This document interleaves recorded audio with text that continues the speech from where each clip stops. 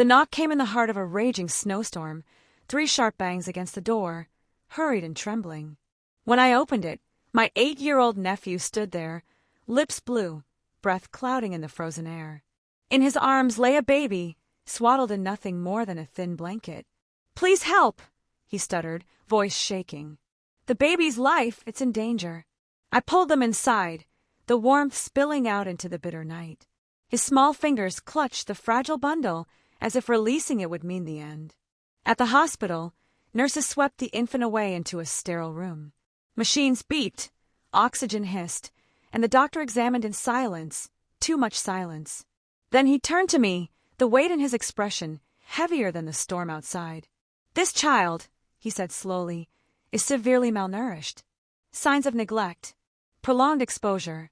Someone wanted this baby kept hidden. Hidden." The word cut into me like a blade. I looked at my nephew, shivering, eyes wide with fear, and I knew the storm was only just beginning. I asked him where the baby had come from. His eyes dropped to the tiled floor, lips pressed tight. Finally, in a whisper, he said, "She told me not to tell. She said bad things would happen if I did. She, my sister-in-law, my brother's widow. She'd moved on quickly, too quickly, smiling whenever people looked, though the mask never sat quite right. And now my nephew stood here, carrying the living proof of her deceit through a blizzard. I remembered how she'd brushed off questions with a laugh, how she'd vanished for days, the new friends, the men slipping in late at night. My brother's home had turned into something he would never recognize. This wasn't just betrayal, it was layered, poisoned. That baby wasn't merely neglected, it was evidence of something far darker. And I was determined to uncover it. I began with records, hospital logs, birth certificates. Every file missing, incomplete, or altered. Officially, the baby didn't exist. Phone traces led to hotels. Messages pulled from a discarded phone. Payments wired from faceless accounts. A pattern emerged, cold, deliberate.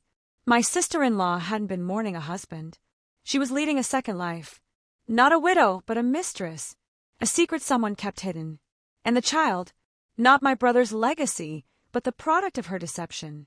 Meanwhile, my nephew carried the truth in silence.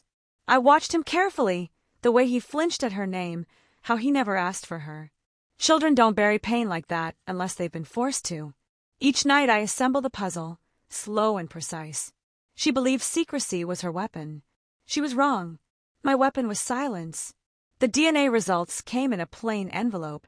I already knew the answer, but seeing it printed in black and white froze me. Probability of paternity, 0.